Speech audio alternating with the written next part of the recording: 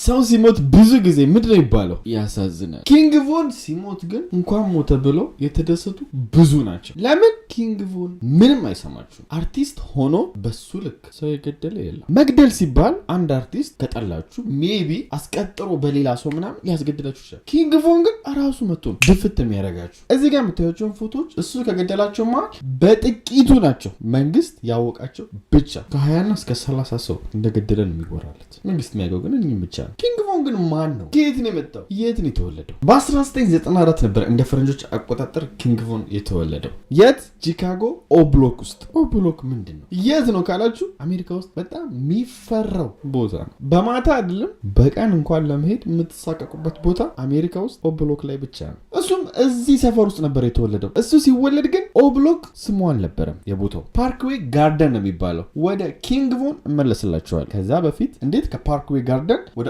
ኦብሎክ ተቀያየረ? ይህን ጥያቄ ለመመለስ ወደ ኋላ መልሳችኋለሁ። በ1990ዎቹ ላይ እንደ ፈረንጆች አቆጣጠር ቺካጎ ውስጥ ሁለት ጋንግስተር አሉ። ጋንግስተር ማለት ከዚህ በፊት አስረድቻችኋለሁ። እልም ያሉ ቀማኛ፣ መሳሪያ ይዞ የሚሄዱ እናንተን ለመግደል የሚሽቀዳደሙ ምንም አይፈሩ ሁለት አሉ የተለያዩ። አንደኛው ቢዲ ይባላል። ቢዲ ማለት ብላክ ዲሴፕልስ፣ ሁለተኛው ደግሞ ጂዲ ይባላል። ጋንግስተር ዲሴፕልስ ይባላሉ። በቅጽል ስማቸው ቢዲ እና ጂዲ የተባሉ ነው የሚጠሩት። እኚህን ሁለት ስም በደንብ ያዙ፣ ምክንያቱም የዚህ ታሪክ መሰረት ስለሆኑ ማለት ነው። በ1990ዎቹም እኚህ ጋንጎች ቺካጎ ላይ የሚገርም ብር ነበር የሚሰሩት። እስከ 2004 ድረስ በቀን እስከ 46 ሚሊዮን ብር ይሰሩ ነበር። ብር ያው ተመንዝሮ ማለት በዶላር ካመጣችሁ ደግሞ በቀን እስከ $300,000 ይሰሩ ነበር በቀን። ምን እየሸጡ?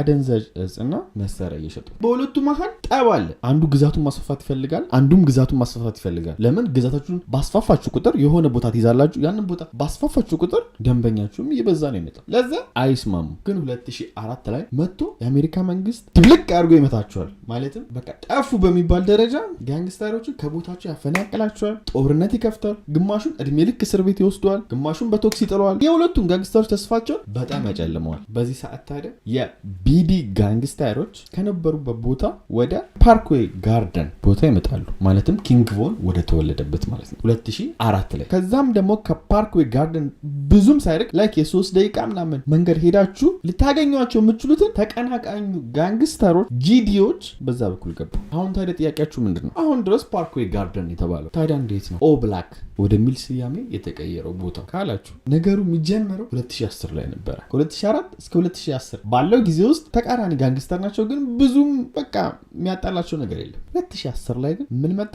ድሪል ሙዚክ መጣ። ድሪል ሙዚክ ምንድን ነው አልገባንም። ናኒ ካላችሁ ታስረዳችሁ ነው የመጣው። ድሪል ሙዚክ ኢትዮጵያ ውስጥም ተጀምሯል። ያስቃል። በደንብ እንዲገባችሁ ኢትዮጵያ ውስጥ ድሪል ሙዚክ ብለው የዘፈኑትን አሰማችሁና የድሪል ሙዚክ አይዲያው ይገባችኋል። ሰማችሁታ? ቆይ ማነው አዳኝ? የሚጮህ ሁሉም እንደ ገዳይ። ከዛስ ምን ይላል?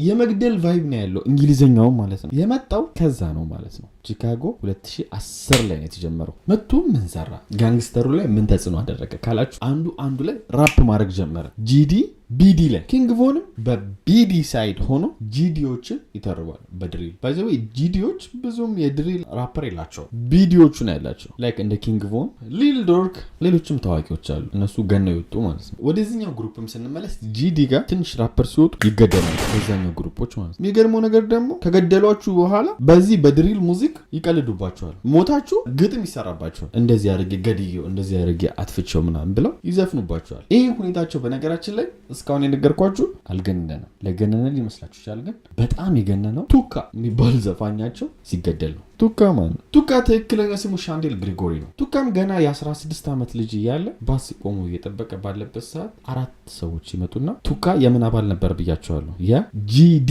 አባል ነው ብያቸዋለሁ። የጋንግስተር ዲሴፕልስ። 4ቱ ደግሞ የመጡበት የቢዲ ወይም ደግሞ የብላክ ዲሴፕልስ ሜምበሮች ናቸው። እሱም ባስ እየጠበቀ ነበር። እዛ ጋር 4ቱም ቅጥቅጥ አድርገው ይገሉታል ማለት ነው በጥይት። እሱም ከተገደለ በኋላ በሱ ብዙ ድሪል ተሰራበት። ድሪል ሙዚክ ማለት ቅድም እንዳሰማችሁ ገለዋችሁ የሚቀልዱባቸው አላልኩም? በሱ ቀለሉበት። Tuka smelling good, look at my phone. Tuka blunt, then I burned it. Hold me down, smoking that. I'm tired of smelling Tuka in Lamar, and I'm tired of scrap. ከቀለዱበት መሀልም ኪንግ ቮን እና ሊል ደርክም ነበረበት ማለት ነው።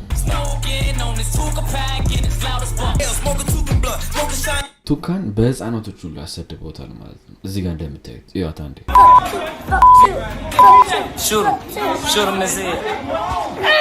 እና አሁን ገለውት በሱ ድሪል ሙዚክ ተሰርቶ አፊዘውበት ጂዲ ግሩፖች ዝም ይላሉ? በጭራሽ። ይሄኔ ነው ትክክለኛ ጦርነቱ የመጣው። ጂዲዎች ጨፍጫፊ መሆን የጀመሩት ማንን? ቢዲዎችን ማለት ነው፣ ብላክ ዲሴፕልሶችን። ጂዲዎች ለበቀል ሲነሱ ደግሞ ብዙ የቢዲ አባሎችን የገደለችው ታዋቂ ሴት ነበረች። ሴቶች ብዙ ጊዜ ጋንግስተር ይከላከላሉ፣ ግን ሲገሉ ብዙም ሰምታችሁ አታውቁም። እቺ ግን ጨፍጫፊ የሆነች ሴት ነች። ኬአይ ትባላለች። ኬአይ 10 የቢዲ ሜምበሮችን ገላለች። ቢዲ ማለት ቱካን ባስ ላይ እንደዚህ ከቦ የገደሉት ማለት ነው። ለአራት ነው። እሷ ብቻዋን ሴቷ 10 ገላለች። ትክክለኛ ፎቶዋም ይሄን ይመስላል። እዚህ ጋር የምታዩት የራሷ ፎቶ ነው። ወንድ ነው የምትመስለው። ወለ ይሄን ካደረጉ የቱካን ደም ከተበቀሉ በኋላ ሰፈራቸውን ቱካቪል ብለው ሰየሙት። ማን? ጂዲዎች። ስማቸው ተቀራራቢ ስለሆነ ትንሽ ግራ ያጋባል፣ ግን ቢና ጂ ብላችሁ ያዙት። ይሄ ነገር ሲያደርጉ የቱካን ደም ሲበቀሉ 1 ወር ነበር የፈጀባቸው። በነገራችን ላይ ጂዲዎች በዚህ ብቻ አላቆሙም። የብላክ ዲሲፕልስ ዋና መሪውን ራሱ ሄደው ገለውታል። ዋናው መሪው ደግሞ ስሙ ኦዲ ፔሪ ነው። በቃ ነገሮች የጀመሩት ጦርነቱ ኦዲ ፔሪ እዛ ጋር ተገደለ፣ እዚህ ጋር ቱካ ተገደለ። እነዛም አሁን ኦዲ ፔሪ ሲገደልባቸው ድጋሚ ለበቀል ተነሱ። ቱካን የገደሉት ማለት ነው። ኦዲ ፔሪ የተገደለው በነገራችን ላይ ሱፐርማርኬት የሆነ ቀን ቃል ይገዛ ሲሄድ ነው። ጠብቀውት ጸጥ ያደረጉት። ከሱ ሞት በኋላ ነው ታዲያ ኦ ብላክ የሚባለው ሰፈር የተሰየመው። ለምን? በኦዲ ምክንያት። ኦ የሚለውን ከሱ ስም ወሰዱ። ኦ ብላክ ሚል ስያሜው ሰጠው። ኪንግ ቮንም እዚህ ኦ ብላክ ውስጥ ነው የተወለደው ማለት ነው። አይ ቲንክ ግልጽ ይሆንላችሁ ይመስለኛል ስለ ጋንግስታሮቹና ኦ ብላክ ለምን እንደተባለ ማለት ነው። በነገራችን ላይ የቱካና የኦዲ ፔሪ ትክክለኛ ፎቶ ይሄን ይመስላል። አሁን ሁሉም በዛኛው ጋንግ ማህበር ውስጥ ድሪል ይሰራል። ቅድም ያልኳችሁ አይነት ዘፈን ማለት ነው። ከዛስ ያንን ዘፈን ሰርታችሁ 3 ቀን 2 ቀን አትቆዩም። ተቃራኒው ጋንግ ይመጣና ቅጥቅጥ አድርጎ ይገሏቸዋል ማለት ነው። በቃ ቱካና ኦዲ ፔሪ የጦርነታቸው ዋና መሰረት ሆኑ ማለት ነው። ኦዲ ፔሪን ሰደብክ ትገደላለህ፣ ቱካን ሰደብክ ትገደላለህ። ኢቭን ብዙ ጊዜ ራሱ አሜሪካ ውስጥ ምንድን ነው የምትሰሙት? ራፐር እንትና ተገደለ፣ ራፐር እንትና ተገደለ እንጂ ወደ 100 የሚሆን ከዛኛውም ሳይድ ተገድሏል። አንዱ ምሳሌ ልስጣችሁ። ሊል መርክ ይባላል። ትክክለኛ ፎቶም ሊል መርክ ይሄን ይመስላል። ሊል መርክ የቱካ ወንድም ነው። ጂዲ ጋንግ ውስጥ ያለ ማለት ነው። ወንድሙ ስለሞተበት ያው ወንድማችሁ ሞቶ ዝም አትሉ ራፕ ዘፈን አውጥቶ ነበር። ኦዲ ፔሪ ሚነካና ኦብላክ ጋንጉን ሚያናንቅ ያው ወንድሙ ስለገደሉበት ማለት ነው። ግን እሱን ዘፈን አውጥቶ በሶስተኛው ቀን ልክ እንደ ወንድሙ እንደ ቱካ ባስ እየጠበቀ መተው እሱንም ድግም አድርገው በጥይት ደብድበው ገለውታል። ለዚህ ተጨማሪ ደግሞ አንድ ምሳሌ ጨምሮላችሁ ኤፍቢጂ በጣም ባይባል ትንሽ እውቅና አለው። እሱም የጂዲ ወይም ደግሞ የነ ቱካ ጋንግስተር አባል ነው። ትክክለኛ ፎቶም ይህን ይመስላል። እሱም ያው ድሪል ሙዚክ ሰርቶ ነበረ ኦ ብላክ ላይ ማለት አጣጥሏቸው ሙድ ይዞባቸው ምናምን ዘፈነ። ይህም ትክክለኛ ቪዲዮ ነው። የዘፈኑ ክሊፑ ትንሽ የተቆረጠ ማለት ነው። እሱም ይህን ዘፈን ባወጣ 1 ወር ከቆየ በኋላ ኢሊኖይስ ማለት የቺካጎ ዋና ከተማ ነው። ብዙም ማትሳፈጡበት ከተማ ነው። እንደዚህ ጋንግስተር ምናምን ብላችሁ እሱም ያው ብዙም ይደርሱብኛል ብላ አላሰበም። መሀል ከተማ ላይ ከሆነ ቦታ ሲወጣ ጠብቀው ጥፍጥፍ አደረጓቸው በጥይት። ኤፍጂም እዛው ሞተ። በነገራችን ላይ የኤፍጂን አሟሟት እኔ ማሳየት አልችልም፣ ግን አንዳንድ ቪዲዮ ዩቲዩበሮች ለቀውታል በማስጠንቀቂያ ማለት ነው። እና አሯሩጦን የገደሉት እንደዚህ መኪናው ሮድኩኝ ምናምን ብሎ ይደናቀፋል። ከዛ በተኛበት ልጥፍ ያደርጉታል ማለት ከተማ መሀል ማለት። አሁን ይሄ ሁሉ የምነግራችሁ በኋላ ላይ ስለ ኪንግ ቮን ስነግራችሁ እንዲገባችሁ ነው። በመሀላቸው ያላቸውን ጥላቻ ኪንግ ቮን የገደላቸው ሰዎች ምን አይነት ሰዎች እንደሆኑ እንድትረዱ ነው። ኤፍጂም ሲገደል የተሰራው ትክክለኛ ዜና ይሄን ይመስላል። ስሙት አንዴ። አሁን የሁለቱ ጋንግስተሮች ትልቁ ችግር ምንድነው? የሚኖርበት ቦታ መቀራረቡ ነው። የ3 ደቂቃ መንገድ ነው ከአንዱ ጋር ወደ አንዱ ጋር ለመቀላቀል። ይህ ማለት የእናንተ ዘመዳችሁ ሳያውቀው ያኛውን ጋንግ ተቀላቅሎ ሊሆን ይችላል፣ ግን የሚሰማችሁ የለም። ዘመድ ትላላችሁ፣ ወንድም ትላላችሁ፣ ያጎት ልጅ ትላላችሁ፣ ይጠባበሳሉ። ባላቸው ቦታ ቅርበት የተነሳ አንዱ ጋር ገብቷልና ከዘመድ በላይ ጋንግስተሩ ነው የሚያስበልጡት። አሁን ይህን ያክል ካልኳችሁ ስለ ጋንግስተሮቹ ወደ ኪንግ ቮን እንመለሳለን። ኪንግ ቮን በዚህ ኦብላክ በሚባል ቀውጢ ሰፈር ላይ አድጎ ጥሩ ጨዋ መሆን ይችላል። ግን በጣም ከባድ ነው። አንዳንዴ የምትኖሩበት ማህበረሰብ ለማንነታችሁ በጣም ተጠያቂ ይሆናል። ሰው መግደል ቀልድ የሆነበት ሰፈር ከኖራችሁ ለእናንተ ቀልድ ነው የሚሆነው። ያ ነገር ትክክል አይደለም የሚላችሁ ሰው አታገኙ። ታዲያም ኪንግ ቮን ኦ ብላክ ላይ ገና ከ15 ዓመት በታች ሆኖ ሳይክል ምናምን ይሰርቅ ነበር። ጁቨናል መግባት ለሱ ቀልድ ነው። ጁቨናል ማለት ከ18 ዓመት በታች ስትሆኑ የምትታሰሩት እስር ቤት ምናምን ነገር ትክክለኛ እስር ቤት ሳይሆን ጁቨናል ነው። ኪንግ ቮን በእጮኝነቱ ብዙ ጊዜ ታስሯል። አንደኛው በ15 ዓመቱ ደግሞ በደንብ የታሰረው እጁ ላይ ህገወጥ መሳሪያ ተይዞበት ነው። በነገራችን ላይ ቮን ሲያወራ ለስለስ ያለ ድምጽ ነው። ቅጽል ስሙ ሶፍት ስፖከን አሳሲን ነው የሚባለው። ትርጉሙ ድምፅ ለስላሳው ነፍሰ ገዳይ ማለት ነው። እሱም ራፕ የሚያደርገው የድሪል ቅድም መጀመሪያ ላይ ታሪኩ ሲጀምር እንዳሰማችሁ ማለት ነው እንገላለን እንደሚሉት ይህን የድሪል ዘፈን የሚኖሩት ትንሽ ሰው ናቸው። ኪንግ ቮን ግን አድርጉት ይዘፍንላቸዋል። ኪንግ ቮን በነገራችን ላይ እስር ቤት ሲመላለስ ያገኘው ስሙ ነው እንጂ ትክክለኛ ስሙ ዳይቮን ዳኳን ነው። ኪንግ ቮን ያሉበት ምክንያት እስር ቤት ውስጥ ያለውን ኃይለኝነት ማንንም እንደማይሰማ ምናምን ሲያዩ ዴቪድ ኪንግ ነው የሚባል ነበር። ልክ እንደሱ ጸባይ ያለው አንተና እሱ አንድ ናቸው በሚል ኪንግ ቮን የተባለው። ኪንግ ቮን የሚገርማችሁ እነሱ ሰፈር እየሄደ የጠላቶቹ ሰፈር ያስፈራራቸውን ያስጨንቃቸው ነበር። ከማጋ ከቢግ ማይክ እና ከቲልሮይ ከሚባል ጓደኞቹ ጋር እየሄደ ኪንግ ቮን ያስጨንቃቸው ነበር። የጂዲ ጋንግስተሮች። ይሄም ትክክለኛ ቪዲዮአቸው ነው የሶስቱ ማለት ነው።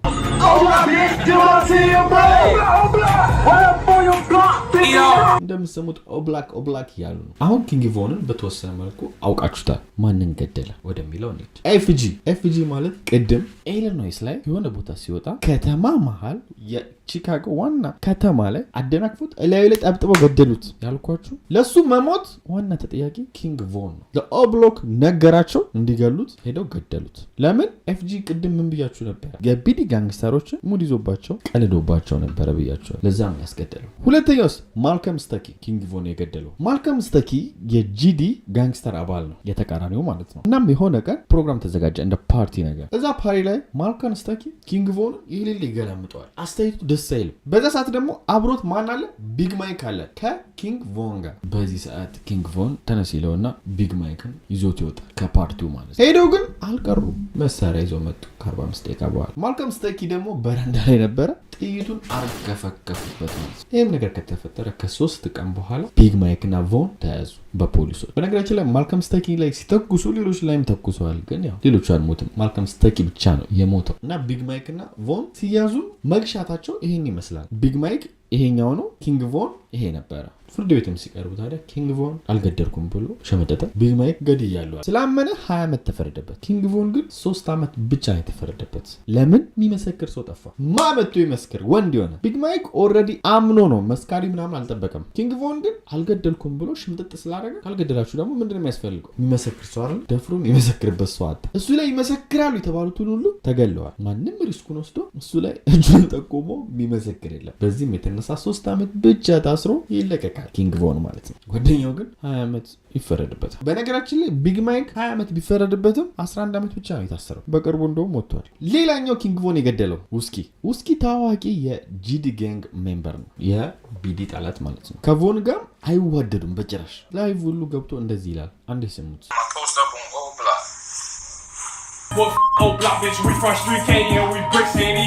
እንደሰማችሁ ድሪል ሙዚክ ነው እየሰራ ያለው። ያው ቃሉን በጣም የሚያስጠላ ቃል ነው እየተጠቀመ የሚሰድባቸው ማለት ነው።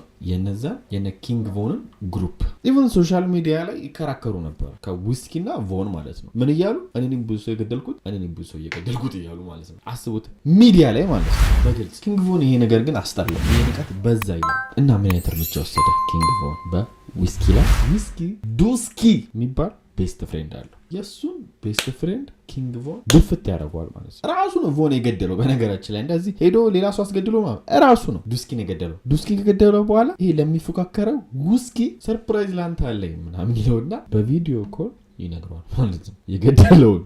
ይህም ትክክለኛ ቪዲዮ ነው።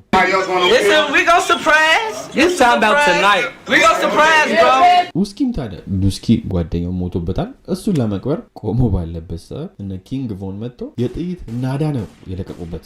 ስለዚህም የተሰራ ትክክለኛ ዜና አለ። አንዴ ስሙት። Chicago police are trying to figure out who shot 6 people outside a funeral this afternoon. እንደሰማችሁት ነው 6 ሰዎች የመቃብር ቦታ ላይ እንደተመቱ ዜናው የሚያወራው ማለት ነው። በቃ ኪንግ ቮን ማለት እንዲህ ነው፣ በቃ እብድ ነው። በነገራችን ላይ የሄዱት ውስኪን ለመጣልና ውስኪን ለመግደል ነበር። ውስኪ እዚህ ጋር የምታዩት የውስኪ ትክክለኛ ፎቶ ነው። ግንባሯን ተጭራ ትተርፋለች ማለት ነው። ከዛ በኋላ ከኪንግ ቮን ጋር ስፍጥና ያቆማል። አይደለም ሊተራረብ ቀርቶ ቀና ብሎ አይቶት አያውቅም ኪንግ ቮን። በነገራችን ላይ ያልነገርኳችሁ ነገር ዊስኪ የቢግ ማይክ ወንድሙ ነው። ቢግ ማይክ ማን ነው? የቮን ጓደኛ። ቅድም ፓሪ ላይ ተነስ ብሎ ማልከም ስተኪ እንደዛ ሲገላምጠው መሳሪያ ይዞ መጥቶ አብሮ ማልከም ስተኪን የገደለው ቢግ ማይክ አምኖ እስር ቤት 20 ዓመት የተፈረደበት ያልኳችሁ የሱ ወንድም ነው። እንግዲህ እዚህ ጋር ምድር የምትረዱት ወንድምና ወንድም ሆኖ አንደኛው ሌላ ጋንግስተር ይሆናል፣ አንደኛው ሌላ ጋንግስተር ይሆናል። ዊስኪ አስቡት የቢግ ማይክ ወንድም ነው። በአጭሩ ቮን ያደረገው ምንድነው? የጓደኛውን ወንድም ሊገልን የተነሳ። እስቲ አስቡት አንድ ምርጥ የምትሉት የኔ የምትሉት ጓደኛችሁ አብራችሁ ብዙ ያሳለፋችሁት የሱን ወንድም ለመግደል መጣር ማለት ክሬዚ። ምንም በቃ ቺካጎ ውስጥ የሚበልጥ ነገር የለም። ጠላት ኮንክ ጠላት ነው። ወንድም ሆንክ ዘመድ ሆንክ ጓደኛ ሆንክ ቢዲ ውስጥ ካለና ጂዲን የሆነ ነገር ካልክ ጠላት ወንድምነቱ አይሰራም። ቀጣዩስ ኪንግ ቮን የገደለው ማን ነው? ኬአይ ማነች? ትክክሏ ስሟም ሻካይራ ነው የምትባለው። በጣም የተከበረች ጂዲ ውስጥ ትልቅ ቦታ ያላት ጋንግስተር ነች። ምክንያቱ ምንድነው? ቅድም እዛ ጋር መጀመሪያ ታሪኩ ላይ እንደነገርኳችሁ ቱካ ሲገደል ቱካን ለመበቀል ብላ ለብቻዋ 10 ሰው ገድላለች ብዬ ነገርኳችሁ። ኬአይ ነች ማለት ነው። የሷም ፎቶዎች ይህን ይመስላሉ ትክክለኛው። ኬአይ ከሁሉም ደግሞ በጣም ለየት የሚያደርጋት የኦዲ ፔሪ የሞትም ተጠያቂ ነች። ኦዲ ፔሪ ቅድም ያልኳችሁ ምንድነው የኦብላክ ዋና ስም መጠሪያ የመጣበት ዋና ጋንግስተር የነበረው ቱካ ከተገደለ በኋላ ጂዲዎች ሄደው የገደሉት መሪያቸው ለሱ ሁሉ ተጠያቂ እሷ ትደረጋለች። ግን ችግሩ ኬአይን የሚጠጋት የለም። ኬአይ አሰማችሁ እንዳይቻችሁ ድፍት ነው የምታደርጋችሁ። ኦዲ ፔሪም ትክክለኛ ፎቶ ይሄ ነው። ይሄን ፎቶ ስታዩት ከታች ሽጉጥ አለው። ይሄኛው ሽጉጥ ማለት ነው ቀስት ያለበት ማለት ነው ሪቮልቨሩ። ይሄ ምሳሌ ማለት የኦዲ ፔሪ ነው የቢዲ ጋንግስተር መሪ የነበረው ማለት ነው። እሱን ከገደሉት በኋላ ኬአይ ቺኳ ማለት ነው ይሄንን ፎቶ ለቃ ነበር የሱን ሪቮልቨር ይዛ ማለት ነው። ፖስት ያደረገችው ገድዬዋለሁ ብላ ለማሳየት ማለት ነው እንደማረጋገጫ አድርጋ ነው ይሄን ፖስት ያደረገችው። በተጨማሪም ደግሞ ይሄ ፎቶ ነበረ ኦብላክ ላይ በጣም ተጽዕኖ የፈጠረው። ይሄን መሳሪያ ይዛ መነሳቷ እና መልቀቋ በጣም ለኦብላኮች ትልቅ ንቀት ነበር። የሚወዱት ዋና አለቃቸው በሴት ተገሎ መሳሪያውን ይዛ እንደዚህ መፖሰት ማለት ንቀት መስሎ ነው የታያቸውና እሷን ትልቅ ጠላት አድርጓታል ማለት ነው። ይሄ የእሷ ምስቲ ትክክለኛ ቪዲዮ ነው። አንዴ ስማ። ኬአይ በነገራችን ላይ የኪንግ ቮን ጓደኛ ሁሉ ገላበታለች። ጄመኒ የሚባለው ጄመኒ የኪንግ ቮን ቤስት ፍሬንድ ነበረ። በጊዜው ግን እሱን ስትገለው ኪንግ ቮን እስር ቤት ነበረ። ለ3 ዓመት እስር ቤት ቆይቶ ነበር አልኳችሁ በማልክ ስተኪ ምክንያት እና ያኔም ሊበቀለት አልቻለም ነበረ እስር ቤት በመሆኑ። ጄመኒም ትክክለኛ ፎቶ ይሄን ይመስላል። ጄመኒን የገደለችው በቀጠሮ አድርጋ ነው። አንድ የሚያውቃች ካለ ና እዚህ ጋር ነው ምናምን ብላ ጠርተው ሲሄድም ግን ያገኘው ጥይት ነበር። የማንን? የኬአይን ጥይት። እዛ ቅጥፍ ታደርገዋለች ጥይት ማለት ነው። ይህ ሁሉ ነገር አድርጋ ኪንግ ቮን ታዲያ እንዴት ገደላት? የሆነ ቀን ኬአይ ምንም አታመጡም ብላ አድራሻዋን ትዊተር ላይ ፖስት ታደርጋለች። ይህም ትክክለኛ በጊዜው ፖስት ያደረገችው ነበረ ትዊተር ላይ አድራሻዋ ማለት ነው። ይህን አድራሻ ይዞ ደግሞ ኪንግ ቮን ምንም ሳይፈራ ቲሮ የሚባል ጓደኛውን ይዞ ሄደ። እሷም እዛው በድፍረት ቆማ ነበር። እሱም በድፍረት ነበር ሄደው እዚህ ቦታ 9 በጥይት ደብድቦ ገደላት ማለት ነው ኪንግ ቮን። ይህ ሲፈጠር ጊዜው 2014 ነበረ። በጊዜውም በቃ ኬአይ ትሞታለች ብሎ ይጠብቅ የለም እና ይህን ነገር የደፈረው እሷን ማትገደለውን የገደለው ኪንግ ቮን ነው። በነገራችን ላይ ሌላኛው መጀመሪያ የነገርኳቸው ኤፍቢጂን ኪንግ ቮን አስገደለው ያልኳቸው እሱን እንኳን ለኦብላክ 100,000 ከፍሏቸው እዛ ውስጥ ላሉ ጋንግስተሮች ኤፍቢጂን የገደሉት ማለት ነው እና 6ቱም ተይዘው እድሜ ልክ ተፈርዶባቸዋል። ከ6ቱ ደግሞ 5ቱ ትክክለኛ ፎቶቸው ይህን ይመስላል። በመጨረሻ ኪንግ ቮን ራሱ እንዴት ሞተ? አትላንታ ውስጥ እነ ኪንግ ቮን የሆነ ላውንጅ እየተዝናኑ ነበር። ታዲያም እዚህ ላውንጅ ውስጥ ኳንዶ ራንዶ የሚባል ሌላ ራፐር ነበረ። አሁን ጥያቄው ምንድን ነው? ኳንዶ ራንዶ እና ኪንግ ቮን ምንድነው ተወቃቸው? ሁለት የተለያዩ ጋንግስተር አባል ናቸው አይደሉም? ኳንዶ ራንዶ ራሱ የቢዲ ጋንግስተር አባል ነው ወይም ደግሞ የኪንግ ቮን ያለበት የጋንግ አባል ነው። ወላ አንድ ላይ ሆኖ ያኛውን ጋንግስተር ሁሉ ሲሰድቡት ቪዲዮ ሰርቷል። ማናማ ኪንግ ቮን እና ኳንዶ ራንዶ ሆኖ እንደምታዩት እዚህ ጋር ማቦይ ኳንዶ ራንዶ ብሎ ኢንስታግራም ላይ ለቋል። ማን? ኪንግ ቮን። ነገር ግን በመሃላቸው ግጭት የተጀመረው ኪንግ ቮን የኤንቢኤ ያንግ ቦይን ኤንቢኤ ያንግ ቦይ ማለት ይሄ ነው ትክክለኛ ፎቶ። የእሱን ዘፈን ኪንግ ቮን ያጥላለዋል ወይም ደግሞ ሳክስ ብቻ ምክንያቱም ድሪል ሙዚክ ነው ኤንቢኤ ያንግ ቦይ የሚዘፍነው ማለት ነው እና ድሪሉ ተግባር አይደለም። ኪንግ ቮን በተግባር ነው የሚዘፍንላችሁ። እሱ ፌክ ምናምን እያለ እሱ ላይ ያላግጥበታል። ይህም ትክክለኛው ቪዲዮ ነው ሲያላግጥበት ስሙት አንዴ።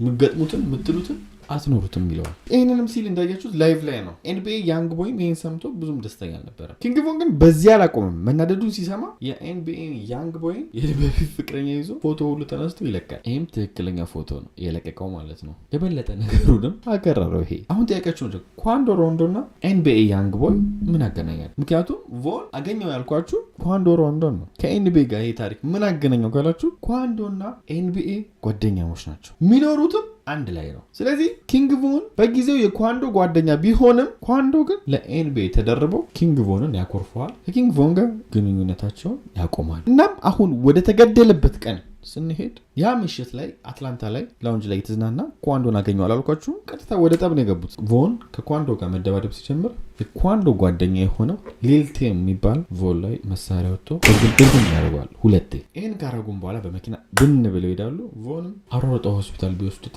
ቮን በጥይቱ ምክንያት ሞተ ማለት ነው። ሲሞትም ጊዜው 2020 ነበር። እድሜው 26 ነበር። የዛሬ እውነተኛ ታሪካችን ይህን ይመስላል። ይህን ታሪክ በገባው ኮሜንት ባየ ቁጥር ኪንግ ቮንን ስራልን ስትሎች ስለነበረ ነው የሰራሁት። ከውጭ ስንኮርጅ የሆነ ነገር ቆንጆ ነገር ከኛ ጋር መሄድ ምክንያታዊ ሆነን ብንኮርጅ አሪፍ ነው። እነሱ የሚሰሩበት እንዳልኳችሁ ብዙ ምክንያት አላቸው። ጋንግስተሮች እርስ በርስ ያላቸው አለመጣጣም ምናምን። እኛ ሀገር ግን እኔ አላውቅም ለምን እንደሚሰራ ራሱ።